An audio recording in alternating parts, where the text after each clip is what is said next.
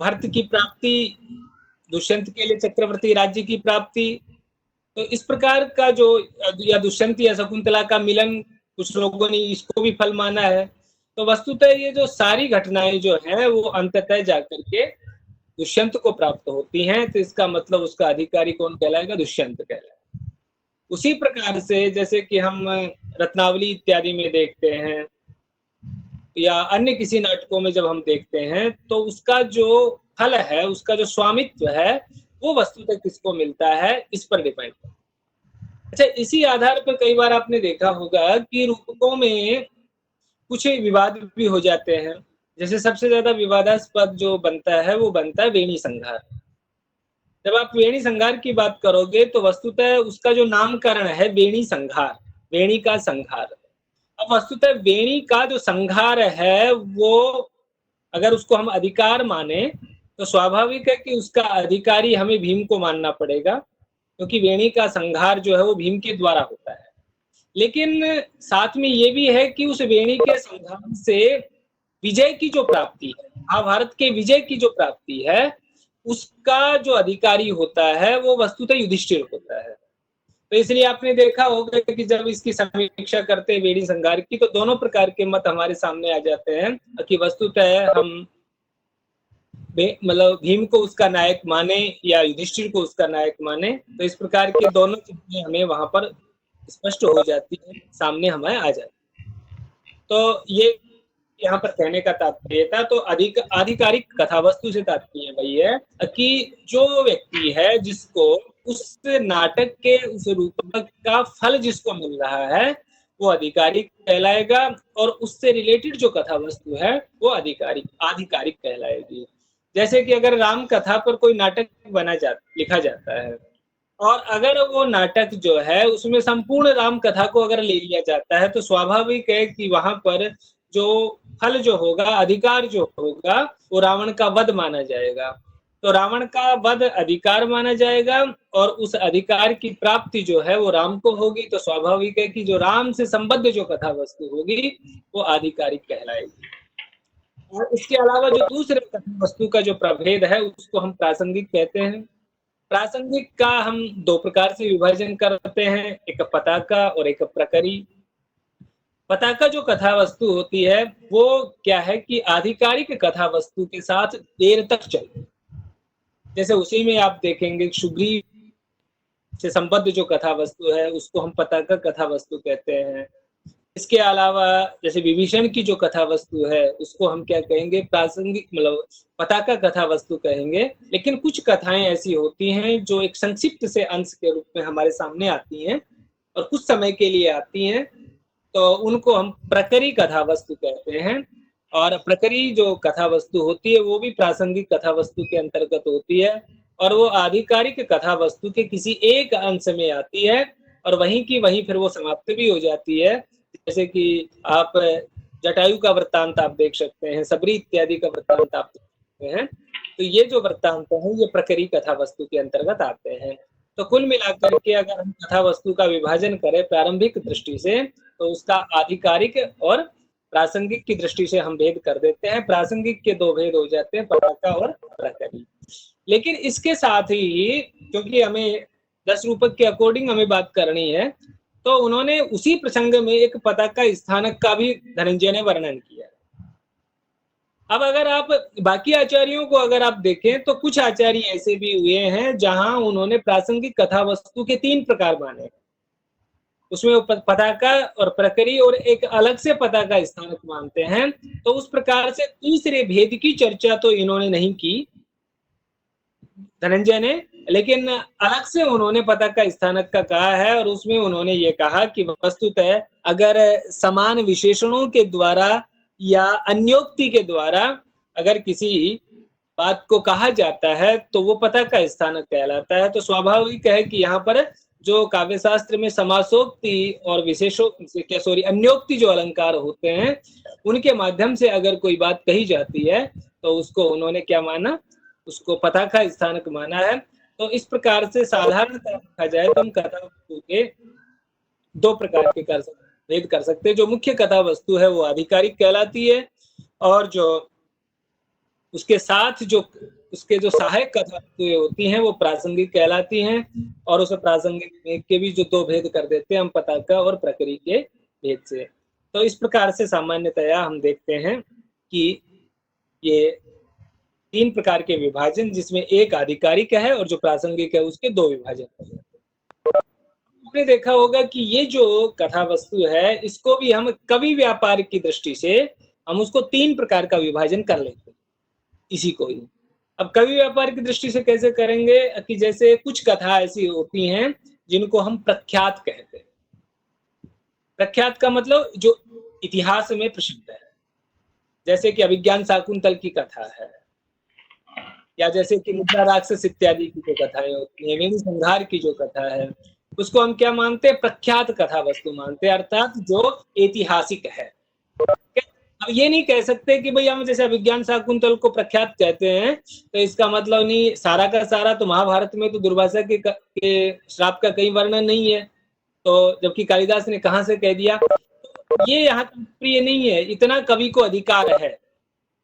कवि को हमारे नाट्य शास्त्रियों ने इतना अधिकार दिया हुआ है कि वो जितना चाहे कथांश में परिवर्तित कर सकता है, प्रख्यात कथा वस्तु में भी परिवर्तन कर सकता है। अर्थात अगर कोई कथा वस्तु का कोई अंश अगर उसको ऐसा लगता है कि वो नाटक नायक या नायिका या किसी भी प्रकार से अनुरूप नहीं है, तो वो उसको चाहे तो बदल भी सकता है और उसको चाहे तो हटा भी सकता है। जैसे कि शाकुंतल में अगर एज इट इज महाभारत की कथा वस्तु ही रख दी जाती तो वस्तुतः वहां पर दुष्यंत और शकुंतला के चरित्र से हमें सीखने को कुछ नहीं मिलता। तो इसलिए कालिदास ने वहां पर किया कि बीच में महर्षि दुर्वासा के शाप का प्रसंग जो था वो वहां पर उन्होंने उसके साथ जोड़ दिया है, तो जिसके कारण दुष्यंत और जो शकुंतला के जो कुछ अपकर्षक ऐसी विशेषताएं हो सकती थी उनका वहां पर वो हट गई है वहां से, और शकुंतला और दुष्यंत का एक बहुत अच्छा उदात्त चरित्र हमें देखने को मिलता है। तो ये हमें कवि को ये सब करने का राइट है, कवि ऐसा कर सकता है, ये कहने का था।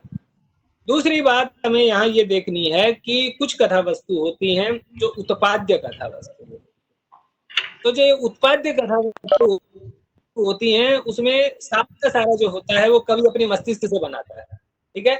अगर आप उसको इतिहास में ढूंढने जाओगे तो कहीं उसका कोई उल्लेख आपको नहीं मिलेगा, इतिहास में कहीं उसका कोई उल्लेख नहीं मिलता। बस वहां क्या है कि हम उसको कवि अपने मस्तिष्क से उसको बना लेता है। और कुछ कथा वस्तु ऐसी होती हैं जो मिश्रित होती हैं। मिश्रित का तात्पर्य है कि उनमें कुछ ऐतिहासिकता होती है, उनमें कुछ मतलब अपनी कल्पना के आधार पर भी होता है। जैसे कुछ इस आधार पर शाकुंतल की कथा को कुछ लोग मिश्रित भी कहते हैं, कुछ समालोचक वो इस आधार पर कहते हैं कि वस्तुतः देखा जाए तो महर्षि कण्व जो पात्र हैं वो महाभारत में हमें प्राप्त होते हैं, दुष्यंत जो पात्र हैं वो महाभारत प्राप्त होते हैं, शकुंतला जो है वो महाभारत में प्राप्त होती है। लेकिन आप अगर प्रियंवदा की बात करें, आप अनुसुईया की बात करें, आप सारंगरव सारध्वत की बात करें तो वो पात्र हमें महाभारत में प्राप्त नहीं होते। तो इसका मतलब यहाँ पर कालिदास के अपने मस्तिष्क की उपज है, उन्होंने जानबूझ करके अपने कुछ पात्रों को उनके साथ इस प्रकार से ऐड कर दिया है। और अगर आप देखें ना तो अगर आप प्रियंवदा और अब क्या जो अनुसुईया जो है उनके आप नाम की बात नहीं, आप उनके चरित्र पर भी देखोगे तो प्रियंवदा सच में प्रियंवदा है, अनुसुईया सच में अनुसुईया है। तो यहाँ पर वस्तुतः जो इन्होंने कालिदास ने जिस प्रकार का मतलब विवेचन जो किया है तो उन्होंने जानबूझ करके इन पात्रों को अपने मस्तिष्क से, तो इस आधार पर कुछ लोग ये कहते हैं कि शाकुंतल की जो कथा वस्तु है उसको विशुद्ध रूप से ऐतिहासिक या प्रख्यात न कह करके उसको उचित कहना चाहिए। तो ये हमें विशेष रूप से विचार यहाँ पर करना है। तो 3 प्रकार की कथा वस्तु हो जाती है, एक विशुद्ध रूप से ऐतिहासिक होती है जिसको कहते हैं, विशुद्ध रूप से काल्पनिक होती है और एक मिश्रित होती है जिसमें प्रख्यात और उत्पाद्य दोनों। हाँ अभी कुछ थोड़ा थोड़ा डिस्टर्ब हो रहा है, नेटवर्क कुछ प्रॉब्लम आ रहा है लग रहा है। नहीं वो सुब्रा सिंह का माइक है। हाँ चलो कोई नहीं, हो जाएगा। हाँ तो इस प्रकार से हम डाउट था। हेलो। सामान्य रूप से तो देखा जाए तो हम कथा वस्तु को इस प्रकार से हम समझ सकते हैं, तो जिसमें हमने उसको आधिकारिक और प्रासंगिक के रूप में हमने उसको समझा, और एक हमने उसको कवि धर्म के आधार पर समझा, कवि व्यापार के आधार पर समझा, कि कवि उसको पूरी तरह से इतिहास से ग्रहण करता है या कवि पूरी तरह से अपने मस्तिष्क के आधार पर उसका निर्माण करता है, अथवा वो दोनों का कॉम्बिनेशन करता है, तो इस आधार पर। अब उसके बाद में एक उसका जो कथा वस्तु का जो एक शास्त्रीय विवेचन जो प्रारंभ होता है, अब हम उसकी चर्चा करते हैं। तो सबसे पहले तो वस्तुतः जो हम उसकी बात करते हैं वो करते हैं वस्तु योजना की दृष्टि से, कि वस्तुतः वस्तु योजना की दृष्टि से हम कथा वस्तु को किस प्रकार से समझें। तो ध्यान रखना, उसके लिए वस्तु को समझने के लिए जो सबसे महत्वपूर्ण बिंदु है वो वस्तुतः होता है संधि। और ये जो संधि शब्द है वो वस्तुतः बड़ा कंफ्यूजिंग शब्द है, क्योंकि सामान्यतः सब कोई जानते हैं कि संधि शब्द का तात्पर्य होता है दो वस्तुओं का मेल। जब जहां दो वस्तुएं मिल जाती हैं उसको हम संधि कहते हैं। ऐसा ही होता है, यहाँ तक कि जहां भी कहीं इस प्रकार का आता है वैसा ही। लेकिन अगर हम यहाँ पर अगर हम विचार करें तो वस्तुतः संधि के यहाँ दोनों मीनिंग है। संधि का मीनिंग यहाँ पर दो वस्तुओं का मेल भी है, और संधि का मीनिंग यहाँ पर विभाजन भी। अब आप कहेंगे यहाँ विभाजन कैसे है? तो वस्तुतः संपूर्ण कथा वस्तु को 5 संधियों में विभक्त कर दिया जाता है। 5 संधियों में संपूर्ण कथा वस्तु का विभाजन कर दिया जाता है। तो भले ही उसका नाम संधि होता है, लेकिन वो संधि किसका काम करती है? एक डिवीजन करने का काम। वो वस्तुतः डिवीजन करने का काम करती है, वो विभाजन करने का काम करती है। तो संपूर्ण नाट्य जो होता है, संपूर्ण नाट्य की जो कथा वस्तु है, संपूर्ण रूपक की जो कथा वस्तु है, वस्तुतः उसका जो विभाजन जो होता है वो संधियों में होता है, जैसा कि आपने मुख प्रतिमुख आदि संधि में जानी है। फिर कहेंगे कि अगर हम संधि का अर्थ अगर डिवीजन लेते हैं, संधि का अर्थ अगर हम विभाजन लेते हैं, तब तो स्वाभाविक है कि फिर इसका मतलब संधि नामकरण ही क्यों रखा? तो कहते कि नहीं, अभी इतना सा अर्थ नहीं है। संधि का अर्थ डिवीजन है। वस्तुतः संपूर्ण कथा वस्तु जो होती है वो एक्चुअली हम उस आधार पर हम उसका डिवीजन कर देते हैं। लेकिन एक और जो सबसे बड़ी इंपॉर्टेंट यहाँ पर बात समझने की है, वो बात वस्तुतः ये है कि संधि में मेल भी होता है। अब कहेंगे कि संधि में किस चीज का मेल होता है?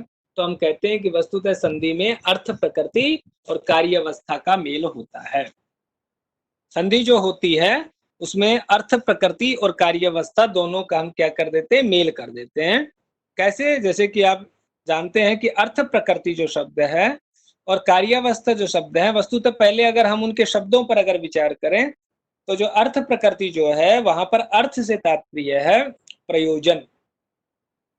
देखो बिल्कुल यहाँ देखना, अर्थ का तो वैसे भी सामान्य रूप से भी हम जब प्रयोग करते हैं देखते हैं तो आपको अन्यत्र भी अर्थ का अर्थ प्रयोजन हो जाएगा। स किमर्थम गच्छति, ठीक है, स किमर्थम गमिष्यति। तो इस प्रकार की बातें आपको अन्य शास्त्रों में भी आपको देखने को मिल जाएंगी कि अर्थ का जो तात्पर्य है वो प्रयोजन होता है।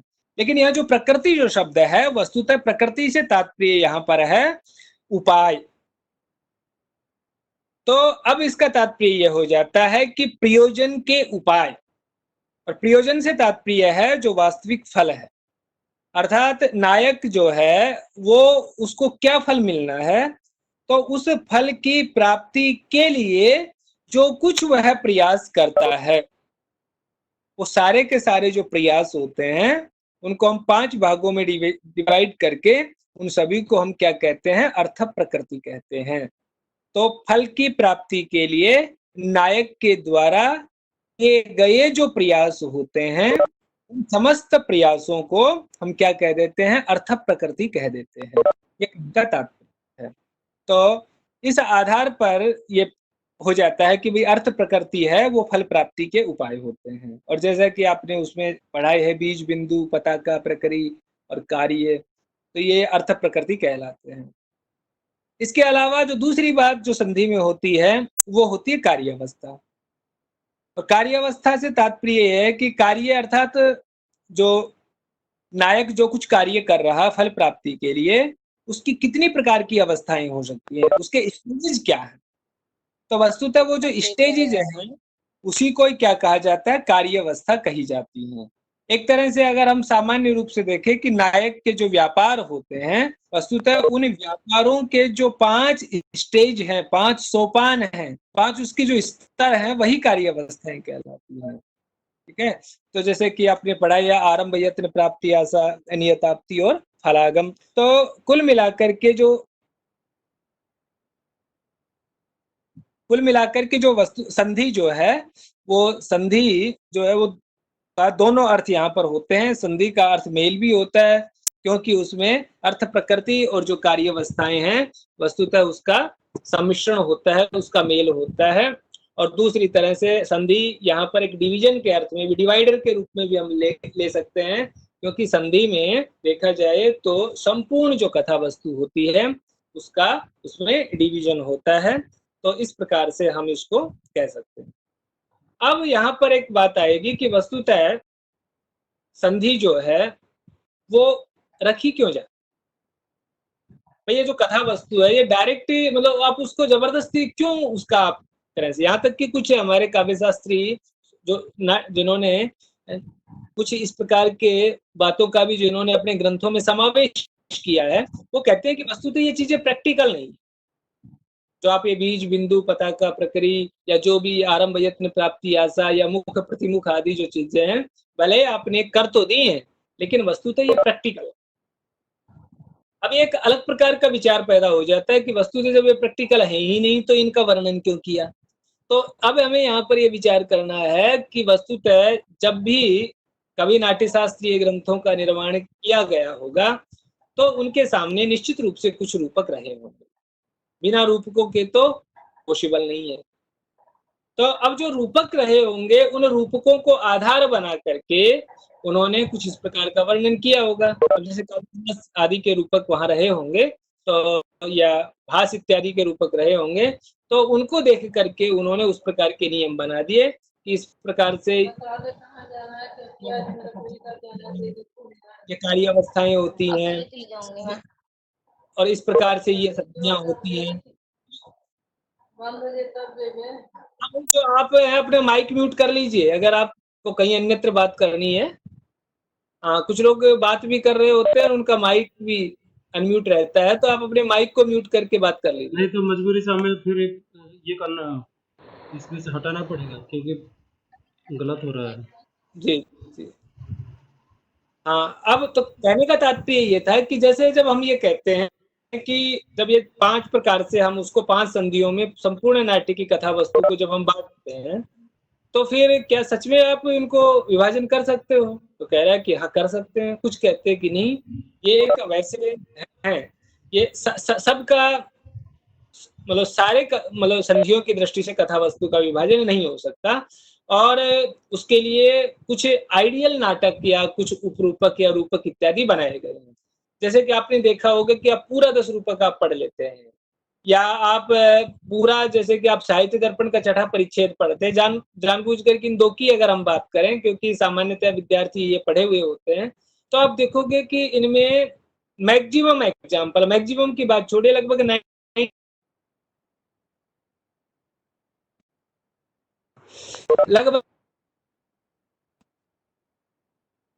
तो लगभग 97 या 98% जो एग्जाम्पल्स जो होते हैं वो वस्तुतः आपने देखा होगा कि या तो रत्नावली के होते हैं या वेणी संहार के होते हैं।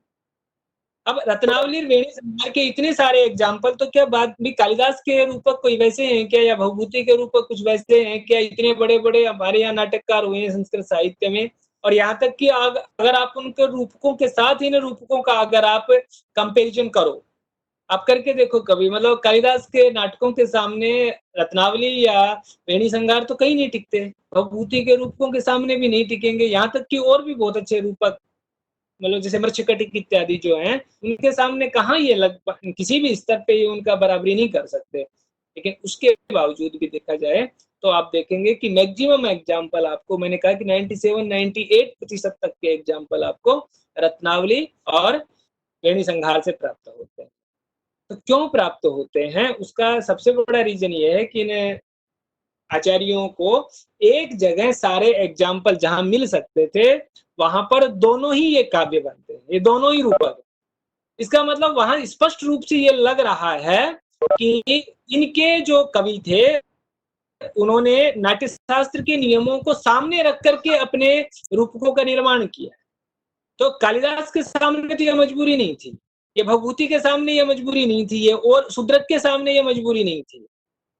यहाँ तक कि उस समय नाट्यशास्त्र कितना डेवलप हुआ होगा ये भी अपने आप में एक अलग से शोध का विषय है। परंतु इतना सच है कि जरूरी नहीं है कि भाई आप पर्टिकुलर आप हर रूपक में ये सारी की सारी चीजें आप देखना प्रारंभ कर दें, और अगर कहीं ना मिले तो आप कह रहे नहीं है तो रूपक ही नहीं होगा, ऐसी कोई बात नहीं है। लेकिन फिर भी उसको एक सिस्टमेटिकली उसके अध्ययन करने के उद्देश्य से हम इस प्रकार से 5 संधियों की बात प्राय रूपकों में करते हैं। लेकिन ये 100% वाले हार्ड एंड फास्ट रूल नहीं है कि सारा का सारा, और जिस प्रकार से हमें 10 रूपक में या नाट्यशास्त्र में या साहित्य दर्पण में या अन्य ग्रंथों में मिलता है, वो पूरा का पूरा विवेचन आपको सर्वत्र मिल जाए। तो ये जो हम डिवीजन करते हैं ये वस्तुतः वस्तु योजना की दृष्टि से करते हैं। एक बात इसमें एक और जो है कि वस्तुतः ये इस डिवीजन का प्रयोजन क्या है। तो उस प्रयोजन को क्या करते हैं हमारे आचार्य कि जो 5 प्रकार की संधियां हैं, उन 5 प्रकार की संधियों में आप देखेंगे किसी में 12 भाग हैं, किसी के 13 भाग हैं, किसी के 14 भाग हैं, और टोटली जब सबका जब आप अगर स्पष्ट तो कोई बच्चा कह रहा है कि मेरी आवाज बड़ी धीमी आ रही है, जबकि ऐसा तो नहीं, मेरी तरफ से तो ऐसा नहीं होना चाहिए। आवाज सही है, हो सकता है उनका सिस्टम में कुछ गड़बड़ी हो। हाँ हो सकता है कि उन्होंने स्पीकर कम कर रखा होगा। हाँ चलिए, तो अब जैसे कि मैं कह रहा था कि जो हमारे 5 प्रकार की संधियां होती हैं, उन 5 प्रकार की संधियों के जो 5 उनके किसी के 12 भेद हो जाते हैं, किसी के 13 हैं, किसी के 14 भी हैं, सबका जो हम एक टोटल करते हैं तो टोटल बनते हैं 64। और जो 64 जो भेद बनते हैं, वस्तुतः उनका जो प्रयोजन होता है वो संधि का प्रयोजन होता है। यहाँ तक उनको क्या कहते हैं, संधि अंगों का प्रयोजन। तो अगर कोई व्यक्ति ये कहे कि वस्तुतः ये विभाजन करने की आवश्यकता क्यों थी जब ये पूर्णतया वैज्ञानिक ही नहीं है, तो वहां पर फिर हम ये कहते हैं कि वस्तुतः उसके 6 प्रयोजन होते हैं, उसके 6 प्रयोजन होते हैं। और वो 6 प्रयोजन क्या होते हैं? सबसे पहला तो प्रयोजन ये है कि कवि जिस उस इष्ट अर्थ की रचना इसके माध्यम से कर सकते, ठीक है ना। जैसे कि आपने देखा होगा कि जो बीज होता है, उस बीज में क्या करता है कवि, या जो मुख संधि होती है उसमें क्या करता है कि उसके माइंड में जो कुछ चल रहा होता है उसको सबको संक्षेप में बोल देता है। तो अब क्या होता है कि जो सहृदय होता है उसको एक ट्रैक मिल जाता है कि अब उसको किस दिशा में सोचना है, वो किस दिशा में नाटक की कथा वस्तु के साथ आगे बढ़ेगा। तो सबसे पहला जो उसका प्रयोजन होता है इन संधि के विभाजन का, वो क्या होता है, इष्टार्थस्य रचना, अर्थात कवि का जो इष्ट है उस अर्थ की रचना इसका सबसे पहला प्रयोजन। कुछ बातें ऐसी होती हैं कि जिनको छुपाना जरूरी होता है, जैसे दुष्यंत और शकुंतला की जो वार्तालाप महाभारत में हुई थी, वो वार्तालाप जो थी वो छुपाए ले कभी तो ज्यादा अच्छा है, क्योंकि जैसा कि आप सभी जानते हो वहां पर शकुंतला जो है वो दुष्यंत से प्रणय निवेदन के समय कहती है कि मैं आपका प्रणय निवेदन तभी स्वीकार करूंगी जब आप मेरे से उत्पन्न होने वाली अगर कोई संतान होती है तो आप उसको हस्तिनापुर का राजा बनाएंगे। और दुष्यंत भी उसी प्रकार का एक आश्वासन उसको दे देता है, और उसके माइंड में चिंता चल रही होती है कि ये बेचारी एक वन में रहने वाली कन्या मेरा क्या कर लेगी। तो कहने का भाव है कि वहां पर दोनों लोग स्वार्थी नजर आ रहे हैं, दुष्यंत भी स्वार्थी नजर आता है, शकुंतला भी स्वार्थी नजर आती है। अब अगर उस वार्तालाप को अगर कालिदास शाकुंतल में प्रस्तुत कर देता तब तो कुछ नहीं बचता। इसका मतलब क्या होता है, गोप्य गुप्ती जिसको कहते हैं, वो उसका दूसरा प्रयोजन होता है कि वस्तुतः उसको छिपाया जाए। यहाँ तक कि भवभूति की इस आधार पर आलोचना हो जाती है कि भवभूति ने एक श्लोक दिया है वृद्धास्तेन विचारणीय, और उसको क्षेमेंद्र आदि आचार्यों ने उसकी आलोचना की है। कि जो राम के ऊपर जो 3 आरोप वहां भवभूति ने लगाए हैं वो वस्तुतः राम वो लव के उत्कर्ष को बढ़ाने के लिए लगाए हैं, लेकिन वस्तुतः आप किसी का उत्कर्ष इतना ना बढ़ा दो कि मूल नायक का उत्कर्ष कम हो जाए, तो वहां पर वैसा नहीं करना चाहिए था। तो ये कहने बाकी ये है कि आप अन्य ग्रंथों से तो उनके परिहार भी मिल जाते हैं, लेकिन भवभूति वहां उनका परिहार नहीं कर पाए हैं। तो सॉरी, कहने का तात्पर्य यह है कि वस्तुतः जो वस्तु छिपाने लायक होती है, छिपाने का तात्पर्य वही है कि जो वस्तु नायक या नायिका के चरित्र के विपरीत चली जाए उसको छिपा लेना चाहिए। ये वहां पर कवि इसके माध्यम से, वो संधियों के माध्यम से कर पाता। कई बार आपने देखा होगा कि एक अंक समाप्त होता है और अंक की समाप्ति के समय आपको ऐसा लगेगा कि पता नहीं क्या हो जाएगा, और तभी अचानक है कि सर्वे निष्क्रांता, और उसके बाद में बिल्कुल एक नया फ्रेश वहां पर आता है, और तभी नेपथ्य से या किसी अन्य प्रकार से वो सूचना दी जाती है कि ऐसा ऐसा ऐसा ऐसा हो गया। तो कहने का तात्पर्य है कि वो चीजें जो थी वहां पर कवि जानबूझ करके उनको छिपा रहा है, और उनको केवल उसी, कई बार तो उनको व्यंग्य रूप में प्रस्तुत करता है, जो सहृदय होते हैं वो समझ जाते हैं, बाकी जो लोग हैं उनको कई बाद में समझ में आता है। इसके अलावा प्रकाशन, जो प्रकाशनीय वस्तु होती है उसको अच्छे से हाईलाइट करता है वो। इसके अलावा एक राग जिसको कहते हैं, तो वहां पर जो राग शब्द आया है वो वस्तुतः अभिनय के प्रति राग की बात होती है वहां पर। तो वस्तुतः अभिनय के प्रति राग जो है, अर्थात जिस प्रकार का आपका अभिनय है वो भी एक वस्तुतः नाट्य का धर्म है, और उसमें किसी प्रकार की कोई शिथिलता नहीं आनी चाहिए। इसलिए जैसे कि जो ही शुरुआत में जैसे कि आप देखते हो प्रस्तावना में ही जो नांदी पाठ इत्यादि जो होता है वहां पर उन सब की चर्चा विशेष रूप से कवि कर देता है। इसके अलावा कुछ आश्चर्यजनक घटनाएं होती हैं, तो आश्चर्यजनक घटनाएं भी इन्हीं के संधि अंगों के माध्यम से वो करता है, अन्यथा अगर आप कंटिन्यूअसली करोगे तो उसको एक दूसरे अंश के साथ जोड़ना बड़ा मुश्किल होता है। तो इस माध्यम से वो क्या करता है, कुछ आश्चर्यजनक घटनाएं वहां पर वो प्रस्तुत करता है। और वहां पर भी हमें जैसे कि आप शाकुंतल में देखते हैं कि दुष्यंत जो है वो इंद्र की सहायता के लिए स्वर्ग तक जाता है, तो वहां उसके लिए पूरी की पूरी एक प्रस्तावना कालिदास तैयार करता है। तो वो आवश्यक है, अन्यथा अचानक से हो तो सहृदय है वो इस बात को एक्सेप्ट ही नहीं करेगा कि कोई एक पृथ्वी का व्यक्ति, एक पृथ्वी का एक राजा जो है वो स्वर्ग में इंद्र इत्यादि की सहायता के लिए कैसे जा सकता है। तो उसकी पूरी की पूरी प्रस्तावना, यहाँ तक कि महर्षि कण्व जैसे वक्ता से उसकी प्रस्तावना बनवाता है कालिदास। तो इस प्रकार से वहां पर यह है, और एक कथानक कहीं पर टूट ना जाए, ये प्राय आपने देखा होगा। जैसे कि आजकल जब हम मूवी देखते हैं, मूवीज में आप देखते हैं कि जैसे कोई बीच में सॉन्ग आता है, तो सॉन्ग कई बार क्या होता है, जैसे कि आप बिल्कुल पुरानी जो आप मूवीज देखते हो वहां जो सॉन्ग होता है वो हमारी जो कथा वस्तु होती है उसके साथ जुड़ा हुआ रहता है। वो सॉन्ग को आप उस फिल्म की स्टोरी से आप अलग नहीं कर सकते, मूवी की स्टोरी से आप अलग नहीं कर सकते। लेकिन धीरे धीरे धीरे धीरे अब आजकल तो हम बिल्कुल ही एक अलग स्टेज पे आ गए हैं। आजकल तो प्राय आप किसी फिल्म के गीत को आप उसकी स्टोरी के साथ जोड़ ही नहीं सकते, बिल्कुल अलग होता है।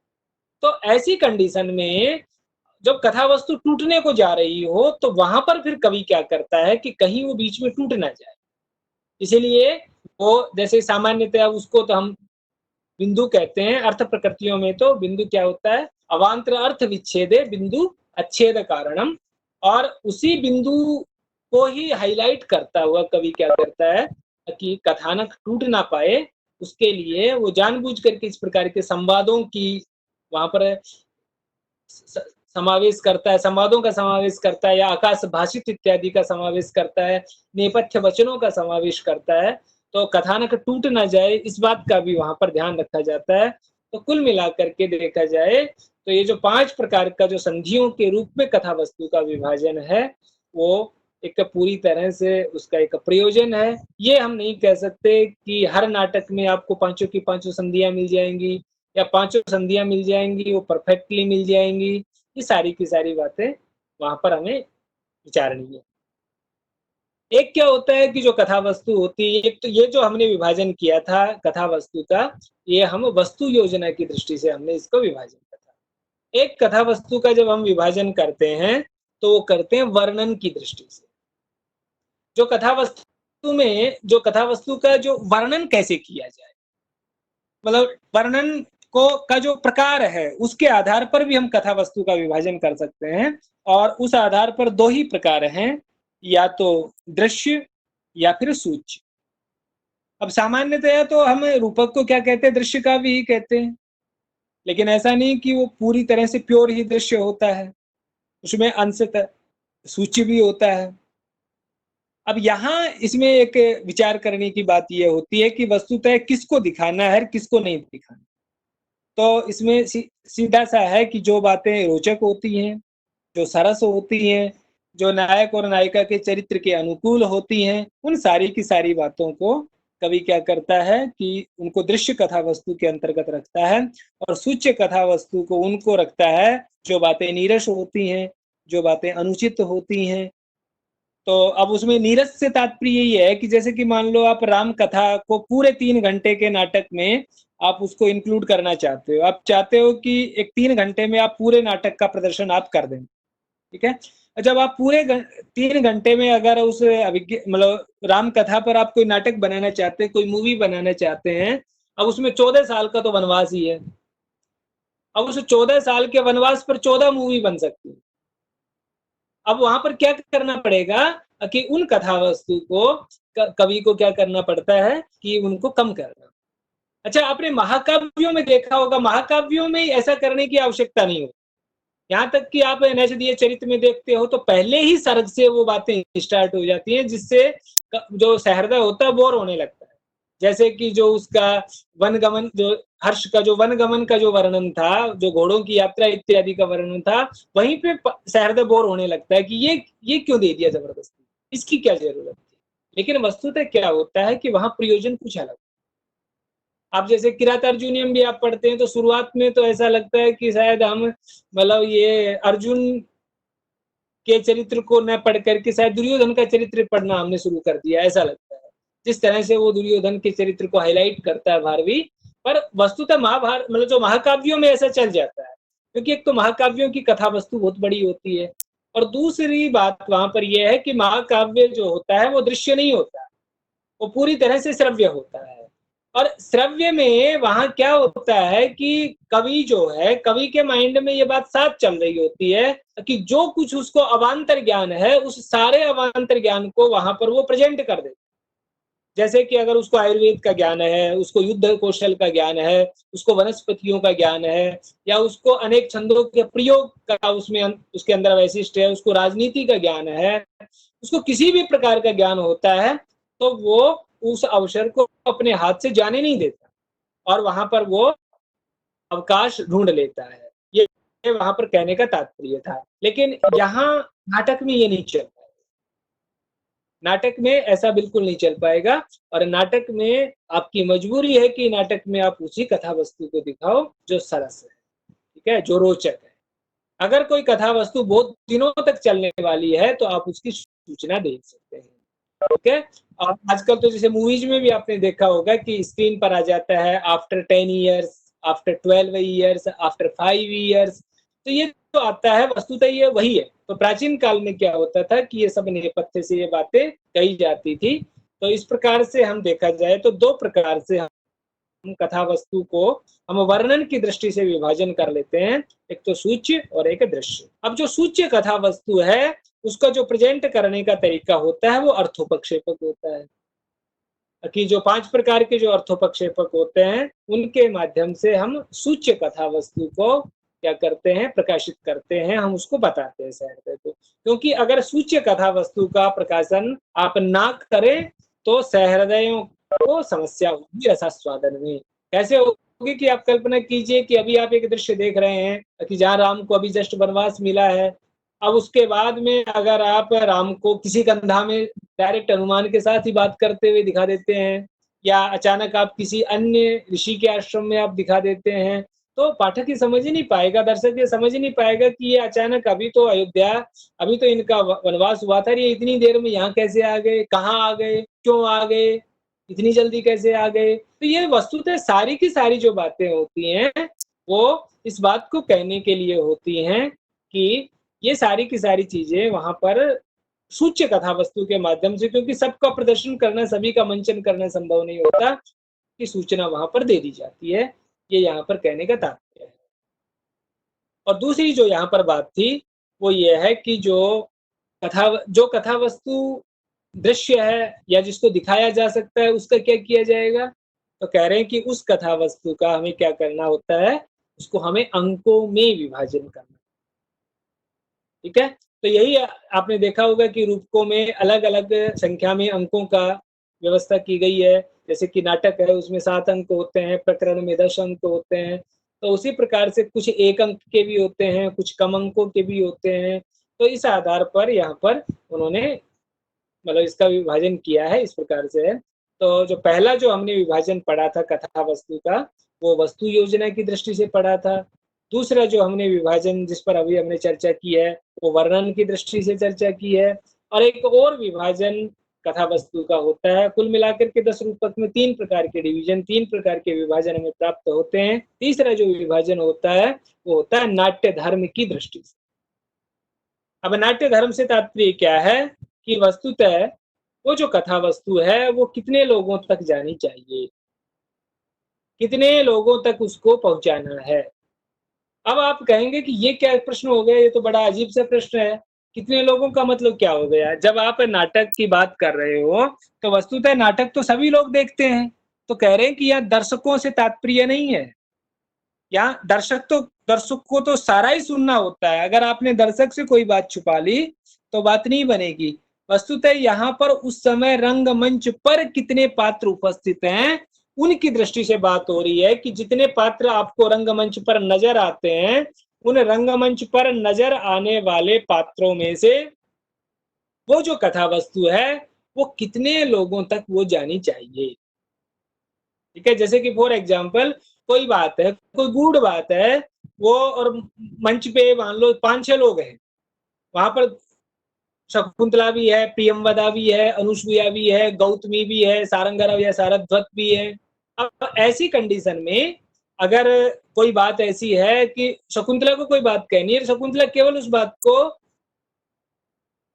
प्रियंवदा से ही शेयर करना चाहती है, शकुंतला उस बात को केवल अनुसुईया से शेयर करना चाहती है, तो इसका मतलब वो सबके साथ तो शेयर नहीं करना चाहती। तो इस आधार पर रंगमंच पर उपस्थित पात्रों के में से कितने पात्रों तक वो बात जाए, कितनों से छिपाना है, इस आधार को इन्होंने क्या कहा, नाट्य धर्म के आधार पर 10 रूपकार ने नाट्य धर्म शब्द का प्रयोग किया है।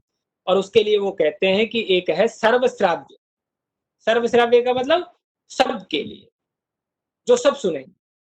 जैसे कि महर्षि कण्व कहते हैं यास्यत्यद्य शकुंतलेति, इसका मतलब वो सब सुन रहे हैं। वो शकुंतला भी सुन रही है, गौतमी भी सुन रही है, सारंगधर भी सुन रहा है, सारध्वत भी सुन रहा है, सब कुछ सुन रहे हैं। ठीक है, इसी कुछ ऐसे होते हैं जो नियत श्राव्य होते हैं। तो नियत श्राव्य का मतलब, जैसे मैं अभी आपसे चर्चा कर रहा था कि नियत श्राव्य में वो सबसे नहीं कहना चाहती। कोई बात ऐसी है वो चाहती है कि केवल प्रियंवदा सुने, उसको अनुसुईया भी ना सुने, महर्षि कण्व ना सुने, उसको सारंगधर सारध्वत भी ना सुने। तो उस आधार पर उसको क्या कहते हैं, उसको नियत श्राव्य कहते हैं। और नियत श्राव्य जो होता है उसके फिर 2 प्रकार हो जाते हैं, एक जनांतिक होता है, एक अपवारित होता है। तो जनांतिक जो होता है उसमें वो क्या करता है कि जो पात्र होता है वो पात्र अपने एक त्रिपता का उसको कहते हैं, जैसे कि जो अनामिका उंगली होती है, अनामिका उंगली को फोल्ड कर लेता है पात्र। ठीक है, और जिस पात्र को वो नहीं सुनाना चाहता उधर उसको कर लेता है। जैसे कि मान लो शकुंतला जो है, शकुंतला की लेफ्ट साइड में अनुसुईया है, शकुंतला के राइट साइड में प्रियंवदा है। अब वो केवल प्रियंवदा को कहना चाहती है, अनुसुईया को नहीं कहना चाहती। तो क्या करेगी कि अपने लेफ्ट हैंड की जो अनामिका उंगली है उसको वो फोल्ड करेगी और इस प्रकार से ये चिन्ह बना करके और केवल अनुसुईया से बात कर रही है। इसका मतलब क्या है कि सॉरी, अब वो प्रियंवदा से बात कर रही है, तो इसका मतलब क्या हो रहा है कि अनुसुईया को वो रोक रही है। वो मतलब नॉर्मली अच्छा उसी आवाज में बात कर रही है, स्वर उसका वैसा ही निकल रहा है। क्योंकि तो अगर वो धीरे से बात करेगी, कान में जाकर के बात करेगी, तो ऑडियंस को कुछ नहीं पता चलेगा। तो ऑडियंस को उसी मतलब मात्रा में आवाज आ रही है, उसी प्रकार से उसी डेसिबल में वो ध्वनि आ रही है। और लेकिन क्या है कि केवल ये जो निशान उसने बना दिया, इस निशान बनाने का तात्पर्य यह है कि जो लेफ्ट साइड में जो पात्र खड़ा है उस पात्र को वो नहीं सुनाना चाहता, उस पात्र को नहीं सुनाना चाहता। और बाई चांस कभी उस घटना से रिलेटेड कोई वृतांत आगे आएगा तो वो जो पात्र उस समय लेफ्ट साइड में खड़े थे वो उसको वो एक्टिंग कैसी करेंगे कि जैसे उनको कुछ पता ही नहीं है, क्योंकि वो घटना उनके भले ही उनके सामने हुई है लेकिन उन्होंने सुना नहीं है, क्योंकि उनको सुनाया गया ही नहीं है पात्र के द्वारा। तो इसको हम क्या कहते हैं, जनांतिक, अर्थात कुछ लोगों को हम से छुपा करके जब हम बात को कहते हैं। और कुछ घटनाएं कैसी होती हैं जो अपवारित होती है। अपवारित में क्या होता है कि पर्टिकुलर किसी एक पात्र के पास जाकर और अन्य पात्रों से क्या कर देता है, वो अन्य पात्रों की तरफ वो अपनी पीठ कर लेता है और बिल्कुल एक पात्र के पास जाकर के उसके मतलब आवाज वो उसी प्रकार से आएगी, ध्वनि में कमी नहीं आएगी, ध्वनि की मात्रा में कमी नहीं आएगी, लेकिन वह एक पात्र के पास पर्टिकुलर जाकर के कोई बात कहता है, उसको क्या कहते हैं, अपवारित कहते हैं। अर्थात वो केवल एक पात्र को छोड़ करके बाकी सभी को रोक दिया गया है। तो इस आधार पर हम क्या करते हैं कि कथा वस्तु को इस प्रकार से हम डिवीजन कर देते हैं, जिसको हम नाट्य धर्म की दृष्टि से हम उसको कह देते हैं। अच्छा, तो ये हो गया नियत श्राव्य। कुछ होता है अश्राव्य। अश्राव्य का मतलब किसी को नहीं सुनाना।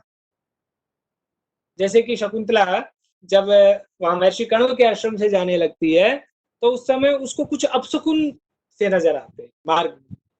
अब वो सारंगरव, सारध्वत या गौतमी के सामने वो बात नहीं कह सकती, इसलिए वो अपने ही मन में वो भय को व्यक्त करती है। तो ध्यान देखना, जो स्वगत हो उसको हम क्या कहते हैं, स्वगत कहते हैं। और ये किसी के द्वारा सुनने योग्य नहीं होता, लेकिन उसके बावजूद भी किसी के द्वारा सुनने योग्य न होने के बावजूद भी उसी साउंड से ये वाक्य बोले जाते हैं। इसलिए हम उनको, भले ही हम उसको अश्राव्य कहते हैं, लेकिन श्रोताओं के द्वारा वो पूरी तरह से श्राव्य होते हैं, ये कहने का तात्पर्य। तो इस प्रकार से जो कथा वस्तु का जो विवेचन है उसको मैंने आपको संक्षेप में रखा। जहां तक नेता की बात करते हैं तो मैंने आपसे चर्चा की थी कि वस्तुतः जब हम नेता की बात करते हैं तो उसमें सारे के सारे पात्र आ जाते हैं, और जो सारे पात्र आ जाते हैं उन सारे पात्रों में वस्तुतः नायक भी आ जाएगा, नायिका भी आ जाएगी, उसके सहायक जितने भी पात्र आ जाते हैं। अब यहाँ पर एक बात यह है कि वस्तुतः आजकल जो नाटक लिखे जा रहे हैं और जो प्राचीन काल जो हमारे हमारे पास जो नाट्य शास्त्रीय जो कृतियां मिलती हैं उनमें अब कुछ मतलब प्रकारांतर हो चुका है, कुछ उसमें अलग बातें आ चुकी हैं। वो कैसे, जैसे कि आप प्राचीन नाटकों को आप देखते हो तो मतलब शाकुंतल में जैसे आप देखते हो तो शकुंतला के सारे संवाद जो है वो प्राकृत पे, वो संस्कृत में नहीं है। अब अगर आप यथार्थ देखो तो यथार्थ से तो ये बात बहुत दूर लगती है, क्योंकि जिस शकुंतला की आंखें महर्षि कर्ण के आश्रम में खुली होंगी, क्या वो शकुंतला पढ़ी लिखी नहीं होगी? निश्चित रूप से पढ़ी लिखी होगी। लेकिन यहाँ तक कि महाभारत में तो वो अच्छी शिक्षित कन्या के रूप में उसको प्रदर्शित किया गया है, लेकिन कालिदास का जो काल था उसमें निश्चित रूप से स्त्रियों की उस प्रकार की शिक्षा की व्यवस्था नहीं थी। तो इस आधार पर क्या हो गया कि कुछ जो पात्र जो हैं उनको हमने कैटेगराइज्ड कर दिया कि ये उत्तम प्रकृति के हैं, ये मध्यम प्रकृति के हैं, ये अधम प्रकृति के हैं, और उसमें उन्होंने कर दिया कि जो उत्तम प्रकृति के पात्र होंगे वो संस्कृत बोलेंगे, बाकी पात्रों से आपने क्या कर दिया, प्राकृत में बुलवा दिया। तो ये उस काल में लोक धर्म के अनुसार कवि अपना वर्णन उस समय करते थे। अगर कालिदास अपने काल में शकुंतला से अगर संस्कृत बुलवाता तो स्वाभाविक है कि उस काल में उसकी बहुत बड़ी आलोचना होती, और हो सकता है कालिदास के नाटकों को लोग जला देते, कालिदास का कहीं नाटकों का मंचन लोग रोक देते, जैसे कि आजकल हम कई फिल्मों के विरोध में हम देखते हैं। तो इसीलिए वहां लोक धर्म के अनुरूप न होने के कारण कालिदास ने ऐसा किया था, अन्यथा तो कालिदास जानते थे उस बात को। लेकिन क्योंकि आजकल हमारी बेटियां जो है वो सब पढ़ रही हैं, तो आज का अगर कोई कवि जो है, चाहे वो राधा वल्लभ त्रिपाठी हो, चाहे वो अभिराज राजेंद्र मिश्र हो, या आज के जितने भी जो बड़े नाटककार हैं, वो जब भी संस्कृत में नाटक लिख रहे हैं तो आप देखेंगे कि उनमें सारे के सारे संवाद होते हैं वो संस्कृत में होते हैं। क्योंकि आज ऐसी इस प्रकार का कोई विभाजन नहीं था। तो इस आधार पर आप हमारे जो नाट्य शास्त्र की जो परंपरा है, विशेष रूप से आप जो मतलब विशेष रूप से जो विश्वनाथ इत्यादि तक की जो परंपरा है, उसको आज के संदर्भ में आप फॉलो नहीं कर सकते।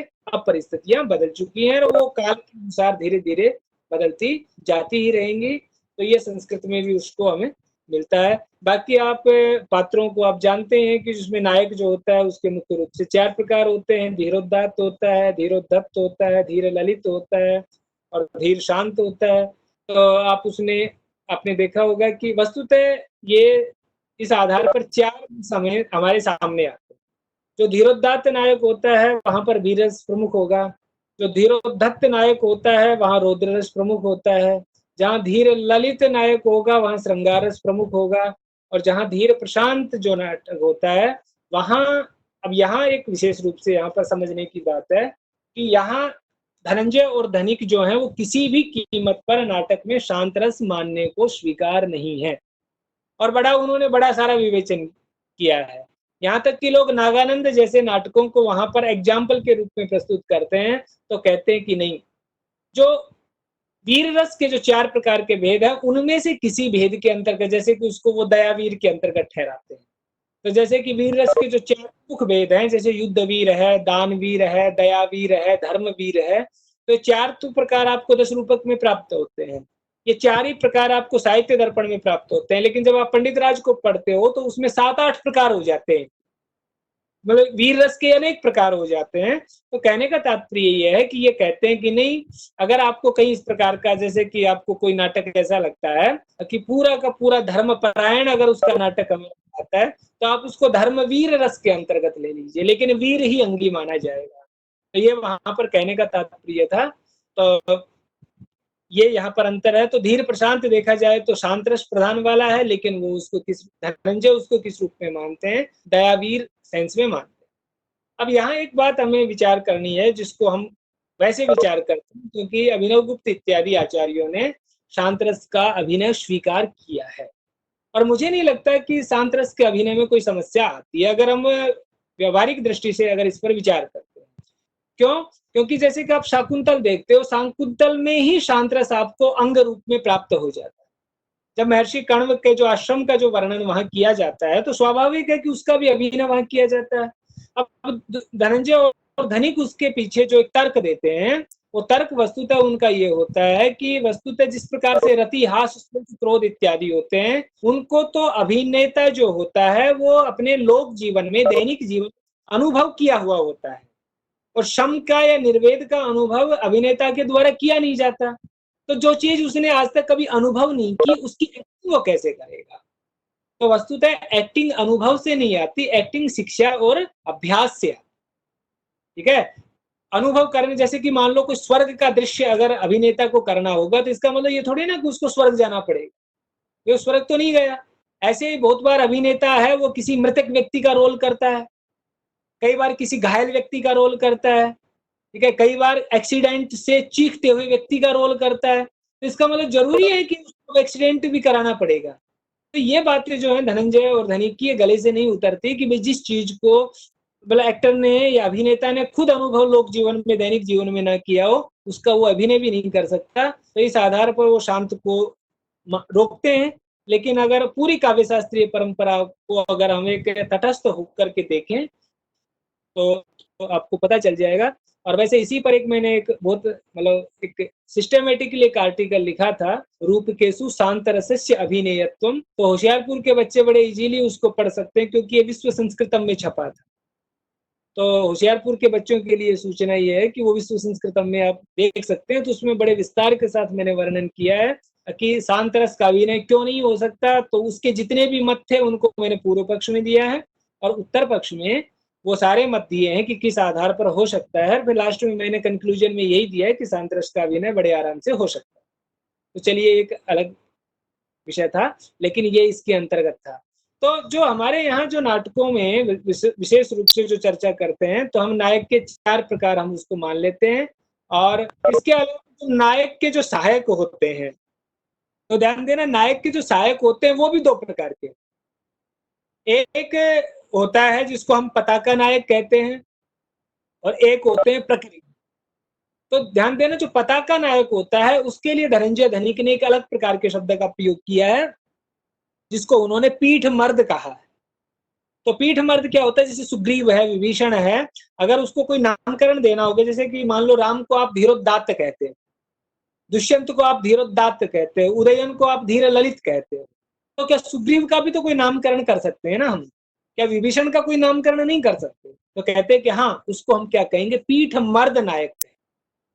अर्थात जो पताका कथानक का जो हीरो होता है, पताका कथानक का जो नायक होता है, उसको हम क्या कहते हैं? उसको पीठ मर्द कहते हैं। और इसके अलावा जो प्रकरी नायक होते हैं उसमें भी, लेकिन उसमें है कि डिवीजन कर दिया है कि आप हर जगह हर किसी से सलाह नहीं लेते। आप देखेंगे पूरी रूपकों की परंपरा में, जहां नायक को श्रृंगार रस से रिलेटेड, अगर उसके कोई प्रेम व्यापार जो है, प्रेम व्यापार से रिलेटेड अगर उसको हेल्प चाहिए, तो वहां जो प्रकरी नायक होते हैं, या तो विदूषक होगा या फिर बिट होगा। अगर उसको कार्य सिद्धि चाहिए तो वहां पर मंत्री उसके साथ आ जाता है, मंत्री वहां प्रकरणी नायक कहलाता है। उसी प्रकार से अगर कोई धार्मिक कार्यों में चाहिए तो वहां पुरोहित वहां प्रकरणी नायक कहलाएगा। इसी प्रकार से अगर उसको कोई दंड व्यवस्था या कहीं किसी राष्ट्र पर उसको आक्रमण करना है, या किसी राष्ट्र ने उस पर आक्रमण कर दिया है, उस स्थिति में सामंत और जो सैनिक होते हैं वो वहां पर प्रकरणी नायक की भूमिका में आ जाते हैं। और अगर कहीं अंतःपुर में उसको कोई जरूरत है तो वहां कंचुकी इत्यादि होते हैं उसके प्रकरी नायक के रूप में। तो इस प्रकार से वहां पर एक विभाजन कर दिया जाता है। और जो इसमें जो अंतिम विवेचन है रस का, तो रस के संदर्भ में आपसे मैं एक चर्चा करूं कि रस का जो विवेचन धनंजय और धनिक का पूरी काव्य शास्त्रीय परंपरा से बिल्कुल अलग है। अलग इस सेंस में है कि 100% कोई ऐसा आचार्य नहीं है, कोई ऐसा ग्रंथ नहीं है जिससे आप ये कह दो कि ये सारी की सारी बातें धनंजय और धनिक में मिलती हैं। न ये भट्टलोलट आदि जो 4 व्याख्याकार हैं, ना उनके साथ है, ना ये महिम भट्ट के साथ है, ना ये भोज के साथ है, ये किसी के साथ नहीं है, इनका बिल्कुल अलग प्रकार। तो वस्तुतः यहाँ जो कुछ जो डिफरेंसेज हैं, क्योंकि रस सूत्र पर आपने मुझे सुन लिया था, तो इसलिए इनकी जो डिफरेंसेज हैं उनकी चर्चा मैं आज आपके सामने कर दूं संक्षेप में। कि वस्तुतः देखा जाए तो सबसे पहले तो इनका जो शुरुआत में जब आप देखते हो इनका अंतर जो आपको लगता है वो ये लगता है कि सब जगह, यहाँ तक कि भट्ट के सूत्र में भी वही बात आती है कि विभाव, अनुभाव और संचारी भावों के संयोग से रस की निष्पत्ति होती है। धनंजय जो है वो वहां पर सात्विक भाव की गणना बिल्कुल अलग है।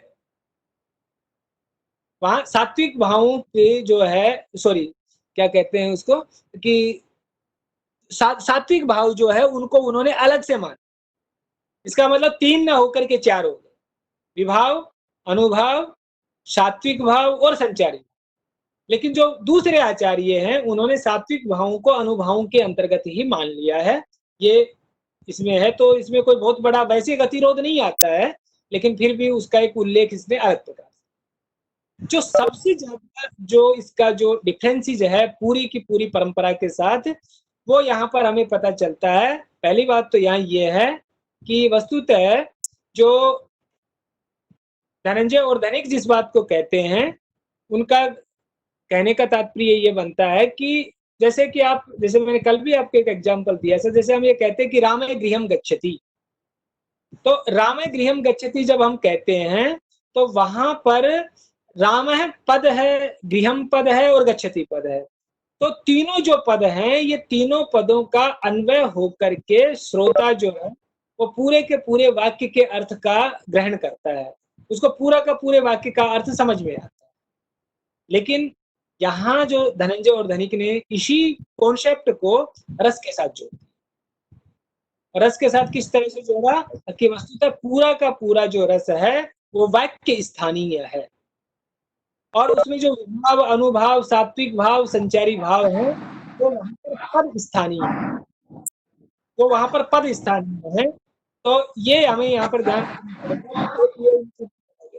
भाई ये कौन है, इन्होंने वीडियो शेयर कर रखा है, इनका थोड़ा डिस्टर्ब भी हो रहा है।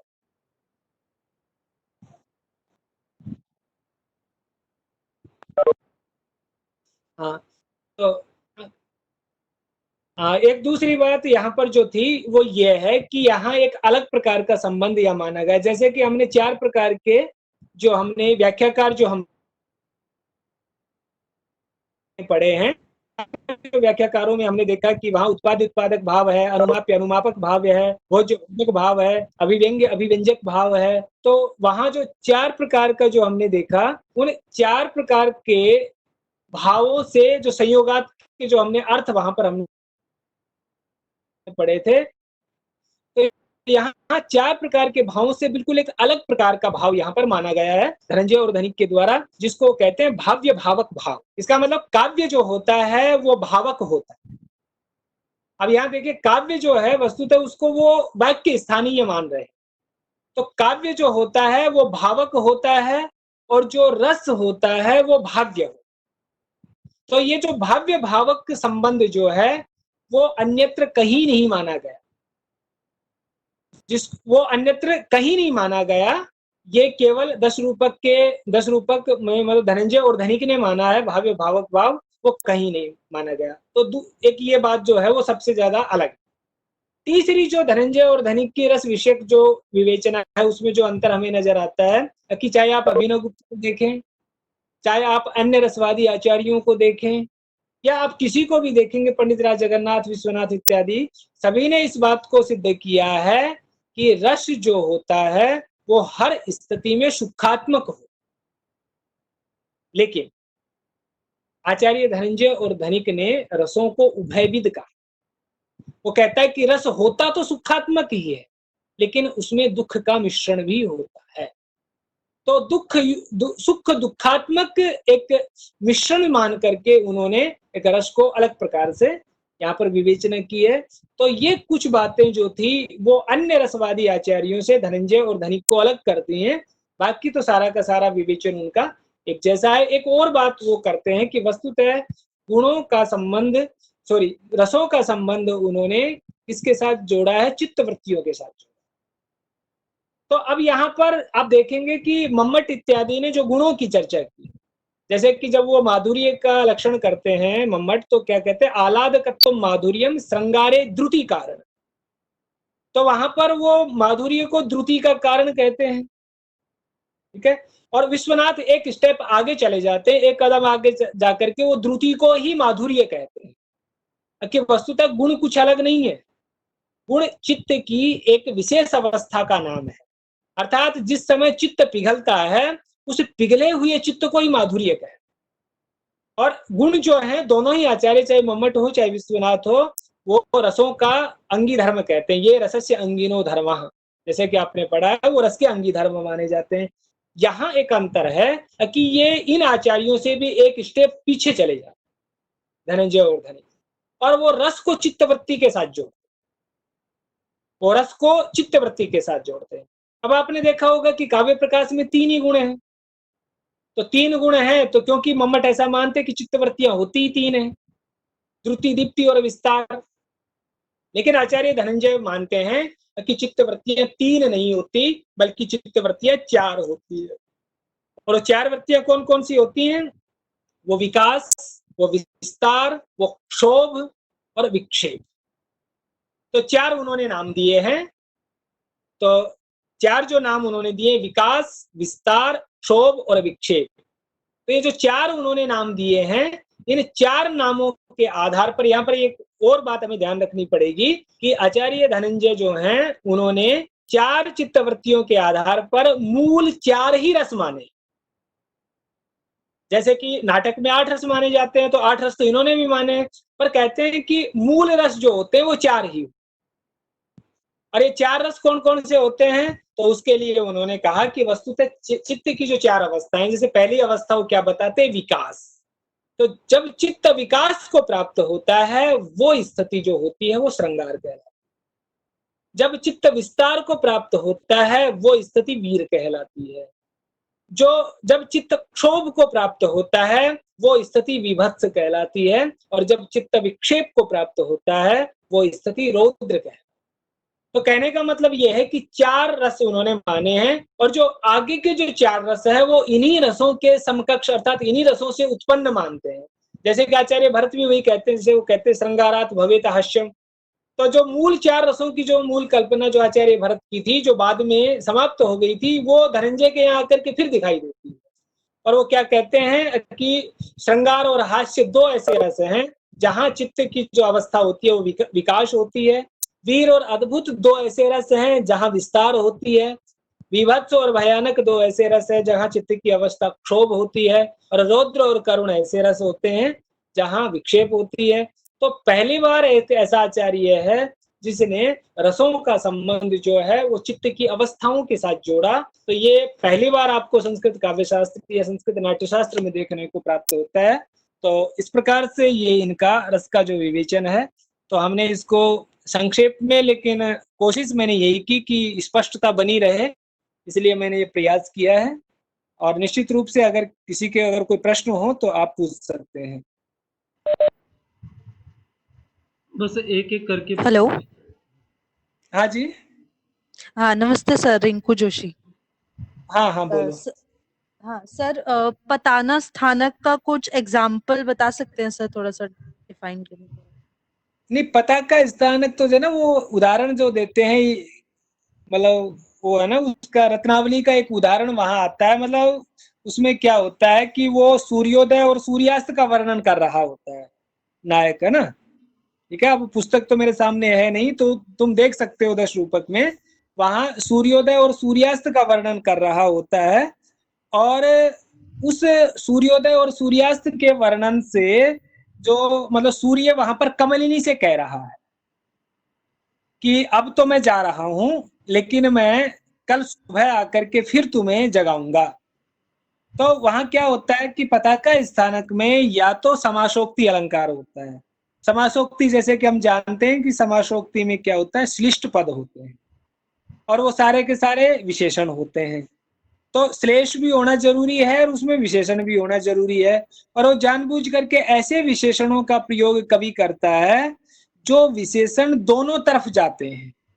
वो विशेषण राजा के पक्ष में भी जा रहे हैं, वो विशेषण सूर्य के पक्ष में भी जा रहे हैं, वो विशेषण कमलिनी के पक्ष में भी जा रहे हैं, वो पक्ष रानी के पक्ष में भी जा रहे हैं।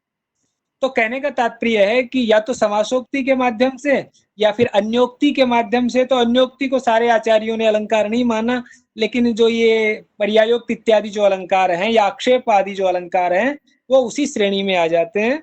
तो वो पताका स्थानक के कुछ एग्जाम्पल होते हैं। बस उसमें यही है कि अन्योक्ति या समासोक्ति के माध्यम से हम हाँ, या तो अस्मि पद में नए अभी एक बच्चे ने अभी शेयर किया है, ठीक है, तो वो एग्जाम्पल है उसका। तो इस प्रकार से वहां होता है, उसमें समासोक्ति के माध्यम से या अन्योक्ति के माध्यम से, प्रस्तुत के माध्यम से एक दूसरी मतलब ऐसे प्रस्तुत और अप्रस्तुत को प्रेजेंट किया जाता है कि जो दोनों तरफ वो विशेषण चले जाते हैं। ये है। धन्यवाद सर। हाँ, और कोई बच्चा या कोई भी हमारा साथी कुछ सुझाव भी देना चाहे तो दे सकता है। किसी गुरुजी प्रणाम। हाँ नमस्ते। गुरुजी बोल रहा हूँ कि विभाव, अनुभाव और संचरण, इस शब्द की थोड़ा व्युत्पत्ति अर्थ बता देंगे? क्या? विभाव, अनुभाव और संचरण, ये जो शब्द है इसकी व्युत्पत्ति अर्थ, मतलब विभाव अच्छा, किसको बोला जाएगा, अनुभव किसको बोला जाएगा, किस परिस्थिति को बोला जाएगा? भाई विभाव का मतलब होता है विभावयति इति, है ना, जो विभावित करते हैं, जो उद्बोधित करते हैं। तो कह रहे हैं किसको उद्बोधित करते हैं, तो कहते हैं कि जो मतलब स्थायी भाव होते हैं उनको करते हैं। तो सीधी सी बात है कि जो स्थायी भावों का जो उद्बोधन करने वाले होते हैं वो विभाव कहलाते हैं। ठीक है। अनुभाव क्या होते हैं? अनु मतलब पश्चात, भावयंती जो विभावों के बाद, मतलब विभाव एक तरह का एक्शन होता है, वो एक एक्शन है जो क्या करता है कि स्थायी भावों को उद्बोधित करता है। उस एक्शन के बाद का जो रिएक्शन है वो अनुभाव कहलाता है। और संचारी भाव जो होते हैं वो केवल संचरण करते रहते हैं। तो संचरण का मतलब है कि वो एक रस से दूसरे रस, दूसरे रस से तीसरे रस। जैसे कि चिंता है, तो चिंता है वो श्रृंगार रस में भी हो सकती है, चिंता है वो शांत में भी हो सकती है, चिंता है वो किसी अन्य वीर रस में भी हो सकती है, तो किसी में भी हो सकती है। तो इस प्रकार से जो संचारी भाव है वो संचरण करते रहते हैं, वो उनके साथ साथ चलते हैं। जी ये कहने का। किसी ठीक है प्रतिभागी सर। का एक प्रश्न है कि जो हाँ लाक्षणिकी ग्रंथ है, उन लाक्षणिकी ग्रंथों हाँ। में 2-3 नाटकों से ही उदाहरण लिए जाते हैं, ऐसा क्यों? वो इसीलिए लिया है कि ऐसा मतलब है कि इन नाटकों के कवियों ने मतलब नाट्य शास्त्रीय ग्रंथों को सामने रख करके उसी फ्रेम में उनको बनाया है। ठीक है, अगर आप कालिदास के नाटक देखोगे भवभूति के, तो कालिदास को इस बात से थोड़ी ना लेना देना था कि भाई कोई नाट्य शास्त्र के अकॉर्डिंग बनते या नहीं बनते। ठीक है, लेकिन इन लोगों ने उसी ढंग से बनाया। तो आप देखेंगे कि लक्षण ग्रंथों में मैक्सिमम एग्जाम्पल जो हैं वो रत्नावली के मिलते हैं या फिर वेणी संगार के मिलते हैं। लेकिन आप वैसे देखो तो जो संस्कृत नाट्य परंपरा में जो जो नाटक ज्यादा फेमस हुए, उन फेमस नाटकों में इनका नाम कहीं नहीं। लेकिन नाट्य शास्त्रीय नियमों को ये पूरी तरह से टोटली फॉलो करते हैं। अब यही वस्तुतः जो प्रसिद्ध जो होता है ना, उनको देख करके, जैसे नियम तो ये भी है कि भाई नाटक जो है उसमें या तो वीर रस अंगी होना चाहिए या फिर क्या कहते हैं मतलब श्रृंगार रस अंगी होना चाहिए।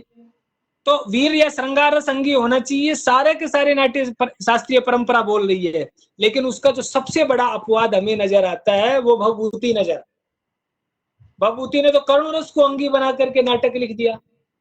और ये जो करुण रस वाला जो प्रकरण था, ये तो कहीं पूरी भारतीय ट्रेडिशन में नहीं, लेकिन उन्होंने उसको प्रस्तुत किया।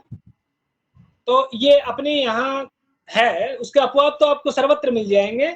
बाकी ये है कि इन दोनों कवियों ने जानबूझ करके उसी फ्रेम में अपने नाटकों को लिखा है। किसी रोहित कुमार का प्रश्न यह था जी। अभी और कोई जिज्ञासा, प्रश्न, शंका? चलिए, अब मैं सब लोग लीव ना करें, क्योंकि एक सूचना आप सबके लिए है। पहले मैं हमारे जो आज के वक्ता है डॉक्टर वेद प्रकाश ढिंडोरिया जी, आपको बहुत बहुत धन्यवाद कि आपने हमें अनुग्रहित किया। कल आपका व्याख्यान है वक्रोक्ति सिद्धांत के ऊपर, तो हम भी ये चाहते हैं कि आप सभी उसमें जुड़े। कल 3 बजे या 3:15? वेद प्रकाश जी? हाँ, 3:15 ही ठीक है। ठीक है, 3 बजे हम पोर्टल खोलेंगे, तो 3:15 बजे शुरू होगा। हाँ। अब सूचना आप सभी के लिए, प्रतिभागियों के लिए, कुछ ऐसे कंप्लेंट्स आ रहे हैं कि उनको सर्टिफिकेट्स नहीं मिल रहा है। सर्टिफिकेट न मिलने का बहुत सारे कारण है। एक तो ऑफिशियल प्रोसीजर है, दूसरा ये कि जो आप लोग हमें प्रोवाइड कराते हो अपना ईमेल आईडी, एड्रेस, ये सब एक जगह आप दिए नहीं हो।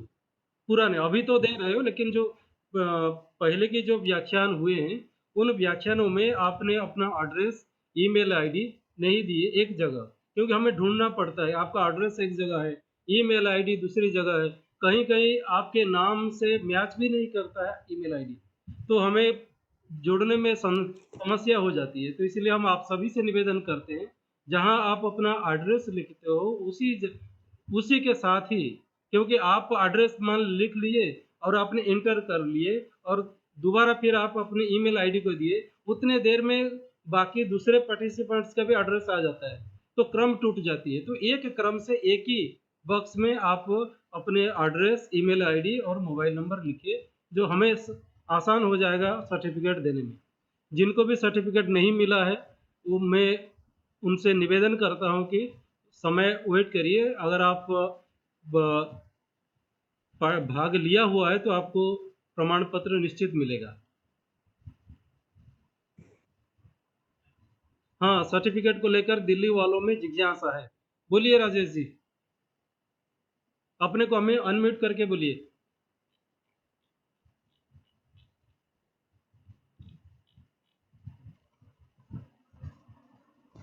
राजेश एमएम, बोलिए राजेश जी। हाँ सुधांशु सर नमस्कार। वेद सर नमस्कार आपको भी। हाँ जी नमस्कार। कई लोग जुड़े शुरू से, हाँ जी। पहले दूसरे व्याख्यान माला से ही जुड़े हुए हैं। वेद सर को तो कई लोगों ने सुना है, तो कई लोगों ने मेरे माध्यम से कहा है कि प्रमाण पत्र को लेके उत्सुकता तो है। आपका एक मेरा निवेदन है कि एक ऐसा जो है ना फीडबैक फॉर्म बना देते तो बड़ी कृपा होती। सबके ईमेल आईडी में हम फीडबैक फॉर्म भेजने वाले हैं और जितने भी आपने वेबिनार आप अटेंड किए हैं तो आप उतने ही कॉपीज करके उतने फीडबैक फॉर्म भर के हमें ईमेल ऑफिशियल ईमेल आईडी में भेजिए, क्योंकि कार्य व्यस्तता के कारण फीडबैक फॉर्म आपके पास भेजा नहीं जा पा रहा है, क्योंकि सर्टिफिकेट अभी बनाने में लगे हुए हैं। तो सर्टिफिकेट एक बार हो जाए उसके बाद हम, अभी वेबिनार हमारा चलता रहेगा, अभी है हमारे 7-8 वेबिनार नहीं, होने वो तो वाले। 12 में से मुझे लगता है 8 में तो मैं था। कोई पूरी बात नहीं। तन्मयता से सुनता हूँ मैं सर। देखिए राजेश जी, समस्या इसीलिए हो रहा है क्योंकि जो भी आप एड्रेस दिए हो, आपके एड्रेस के साथ आपका जी। ईमेल आईडी नहीं रहा हुआ है। तो अगर एड्रेस के साथ ईमेल हाँ, आईडी हाँ। नहीं रहेगा तो हमें कैसे पता लगेगा कि ये आपका ही ईमेल आईडी है? जी। तो जहां भी आप ईमेल आईडी, चलिए मैं एक बार फिर उसी से जगह एड्रेस चैट आप बॉक्स दीजिए, में लिख देता हूँ। क्योंकि मेरे कहने के बाद कुछ लोगों ने ईमेल आईडी दे रहे हैं लेकिन आपका नाम कहीं दूसरी जगह है और ईमेल आईडी कहीं दूसरी जगह है, तो हमें समस्या हो जाती है कि किसका ईमेल आईडी किसका है। कहीं राजेश आपका ईमेल आईडी में किसी वेद प्रकाश जी का सर्टिफिकेट न चला जाए और वेद प्रकाश जी को आपका सर्टिफिकेट न चला जाए, ये समस्या है। क्योंकि ऐसे हुआ है एक दो, इसी गलती के कारण किसी को सर्टिफिकेट हमने दिया था तो उन्होंने कहा कि हमारा सर्टिफिकेट गलत है, क्योंकि आप अपना नाम के आगे आप डॉक्टर हो, मिस्टर हो, मिसेस हो या मिस हो या फिर आप रिसर्च स्कॉलर हो, ये नहीं लिखा जाता है। कहीं आप असिस्टेंट प्रोफेसर लिखते हो, कहीं डिपार्टमेंट का नाम नहीं होता है। तो मैं चाहता हूँ कि हमें फुल दीजिए, जो भी आप देते हैं एक जगह पूरा दीजिए, एड्रेस, अपना मोबाइल नंबर, उसके साथ ईमेल आईडी एक टैब में आप दीजिए। और ये जो चैट बॉक्स है, चैट बॉक्स में आप दे दीजिए, हम उसी को ही रिकॉर्ड रहता है वो, और हम उसी से ही सर्टिफिकेट बनाते हैं। ठीक है सर, बहुत बहुत धन्यवाद। हाँ जी। और किसी को कुछ पूछना हो सर्टिफिकेट के बारे में या कुछ अगले, हम एक आगे कराने वाले हैं पुराणों की उपजीव्यता पर, 18 तारीख को होगा, गुरुवार को, जिसके व्याख्याता है प्रोफेसर गंगाधर पंडा जी, अभी कल्याण यूनिवर्सिटी के वाइस चांसलर है, उनका होने वाला है। और उसके बाद 20 तारीख को होगा निरुक्त, निघंटु व निरुक्त के वेदार्थ निर्णय में उपयोगिता, professor Virendra Kumar Alankar ji, department of Sanskrit Punjab university के। उसके बाद 30 तारीख को होगा डॉक्टर मीरा द्विवेदी जी का, उनका विषय है वेदांत सार में प्रतिपाद्य तत्वमसीति महावाक्य, उसका निर्वचन। तो ये आगे संभावित है, आगे इसके बीच में और भी आ सकते हैं। अगर आप किसी को भी वेबिनार के विषय में जानना हो तो आप हमारे डिपार्टमेंट की वेब पेज आप खोल सकते हैं, और उसमें जो नोटिस बोर्ड है उसमें सेमिनार वर्कशॉप में आप देखेंगे तो सारे हमारे जितने भी वर्कशॉप होने जा रहे हैं, वेबिनार्स होने जा रहे हैं, हम एक एक करके अपलोड करते जा रहे हैं। और किसी को कोई जानकारी चाहिए तो मुझे। सर प्रणाम। प्रणाम। हाँ राघव आचार्य सर ये सूचनाएं इकट्ठी ना देकर सर धीरे धीरे जैसे डालते हैं इसी तरह डालते रहिए आप सूचनाएं, एक एक दिन पहले, ताकि जो है वो और भी आते हैं मैसेज, भ्रमित नहीं होता व्यक्ति। नहीं, मैं एक ही कर, इसीलिए कल का व्याख्यान का आज मैंने अभी तक नहीं डाला हूँ। एक व्याख्यान होने के बाद हाँ, मैं व्याख्यान का डालता, अभी तक तो ऐसा मैंने किया नहीं हूँ। वैसे तो आप सारे पहले व्यवस्था के अनुरूप डाल ही रहे हैं। वेद प्रकाश सर प्रणाम। हाँ नमस्ते नमस्ते। ठीक है सर, धन्यवाद। आपका व्याख्यान बड़ा आनंददायक था और मन बड़ा प्रसन्न हुआ। इसी तरह आप संस्कृत संवर्धन करते रहें, ऐसी आशा है आप लोगों से। हाँ जरूर जरूर। अभी किसी की कोई जिज्ञासा, कुछ पूछना है? अभी भी एड्रेस आ रहे हैं। ठीक है, आप सबसे पुनः मिलेंगे कल 3 बजे। तो आप घर में रहे, स्वस्थ रहे, खुश रहे, भगवान से ही कामना है। धन्यवाद, कल मिलेंगे।